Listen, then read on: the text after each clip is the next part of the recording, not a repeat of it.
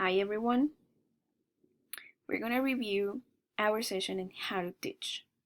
We're going to check some important parts in our lessons.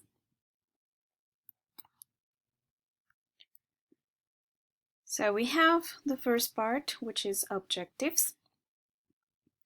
In this part, we need to remember that objectives are to be simple and brief.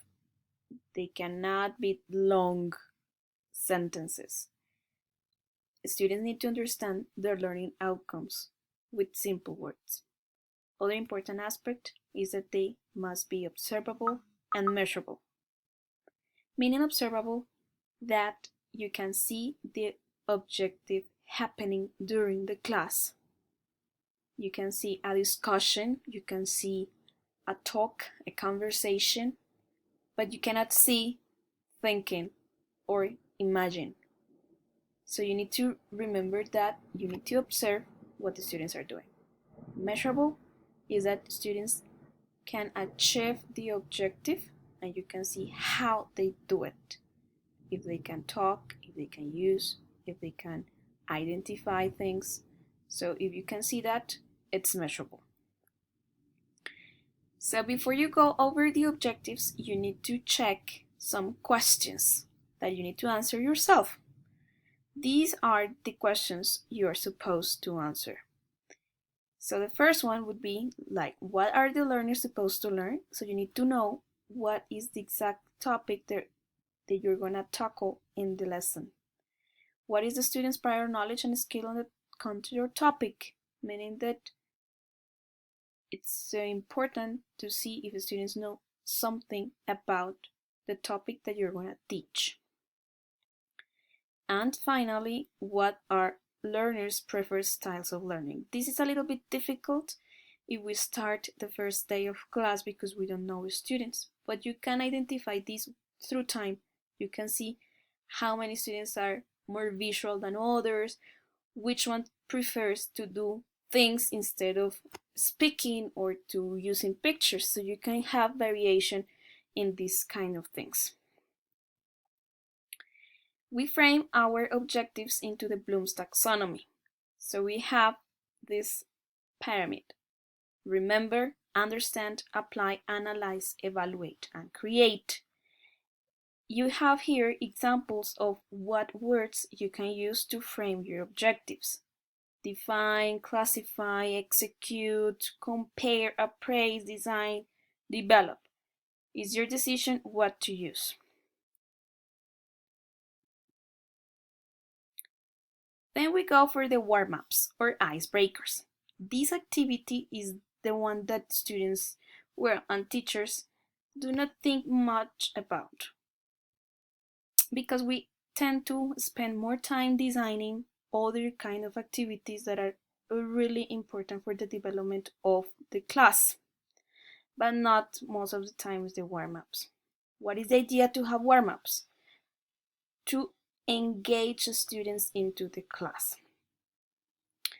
So we have that a fun warm-up can raise energy levels in the class. They also produce relaxed, less inhibited students. You can create a positive atmosphere to practice and experiment with the language. The warm-up gets students into English mode, and students can activate their background using the warm-ups or icebreaker. So we have some examples of warm-ups. So we have word search, we can have onion rings, spelling bee, videos, Pictionary, Tingo Tingo Tango. So whatever you use, it's really important that has a specific objective. And of course, they have to be connected to the class topic. Well, let's go for another part of our lesson, which is the language. Teaching language, meaning vocabulary, grammar, or expressions, require a deep reflection, not only from the teacher, but from students. This requires a lot of thinking, but it doesn't have to be a pain in the neck. So we need to answer before these questions so you can see how it's the best way to tackle language in the class. So we have, are they used to grammar terms? Do they recognize parts of sentence, subject, verb? Do they need complex explanations? Can they discover structures by themselves? Do I have to explain deeply the language of the day? So depending on the answers, you can see which is the best way to tackle this part. Sometimes it's okay to address a student's attention to the grammar itself, but then we can have some variation, which is making students discover the language by themselves. So, how? We can start with a conversation. Students can analyze a little conversation and they can identify patterns or vocabulary or structures. So in this conversation we have questions, so you can address the students' attention to what's the structure of the question. Like, what do you see? How many questions do you see? Okay? And this can be kind of easier for them. Later, you can ask them to do something else. Using the example in the conversation, organize something new. And later, you can address the student's attention to the grammar chart. In this case, the students can see like similar questions to the exercise in the conversation, and they can see more examples, and they can draw their own conclusions. In this part, you can clarify doubts, expand a little bit more the explanation, and then you can go for the practice. So it's really important to pay attention to these things, to have a controlled practice and a free practice. Students need at least 15 minutes to practice to understand what they already saw. If you have extra material, use it. Students will appreciate it, and monitor students' practice. So while you monitor, you can see what their doubts are, and you can solve it immediately.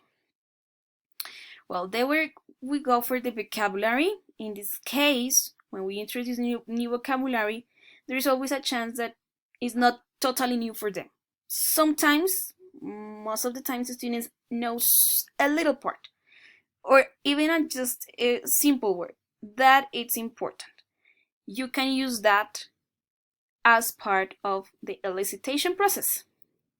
So you can show pictures, you can draw, you can do some miming. That way students can see or can relate terms, new terms, to something that they already know. It's really important to pay attention to these parts. Foster students foster the use of the dictionary, not translator. It's important to teach students how to use the dictionary. Encourage students to create a vocabulary log or a mini vocabulary dictionary so they can use for future reference.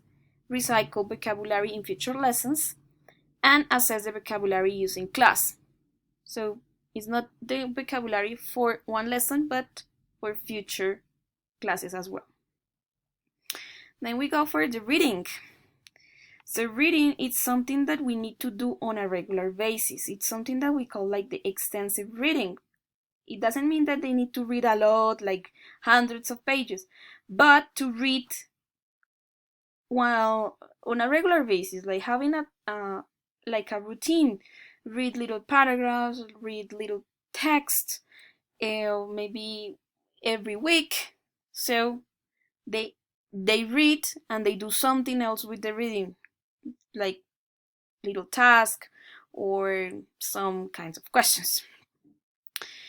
It is like training for a marathon. You need to do it on and on and on, so students get used to do it and they would like to read. So we also have to consider the intensive reading. It doesn't mean that they need to have complex readings, but to have reading in a lesson with something else. It's not just reading by reading, but to do analysis, to identify things. So we can have these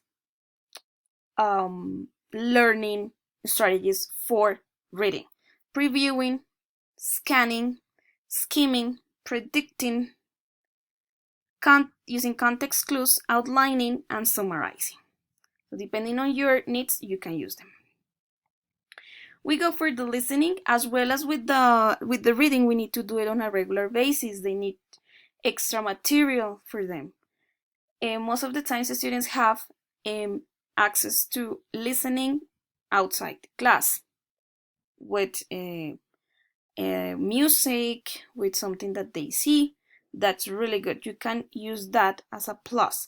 But it's not just listening by listening, but you need to do something else. You need to bring audios to class, songs, or some things that students know or use outside. Well, it's also important to have something academic, like conversations from books. That's also important. So, as I mentioned, students need material in the class for listening. So, if you can download audios conversations, that would be really good. There is another popular way of ensuring genuine communication. This is live listening. You can have conversations, like performing conversations in the class. So you can use students for that, and you can evaluate pronunciation, you can evaluate how they are talking, fluency, and so on. So as I told you, reading aloud, storytelling, interviews, conversations, so these are things that you can do. Here we have some of the learning strategies for listening, like picture exploitation, taking notes, listening for general information, listening for specific information. Well, here we have also the last part, which is speaking. It's really important to let the students speak during the class. Uses as much as possible the language that they learned during the sessions. So you can start by introducing discourse markers like, well, you know, I just like to say, right, to have mini conversations. Once they are used to that, we can jump into conversation rules. So having like an opening and developing and a conclusion. So hello, how are you? That's nice. Sorry to interrupt, but by the way, that reminds me something. It's been nice talking to you. We must get together sometime. Well, you don't need to explain grammar rules at this stage because these are conversation models. These are just ways to speak. And this is it. We need to check more of these parts. That's it. Thank you very much.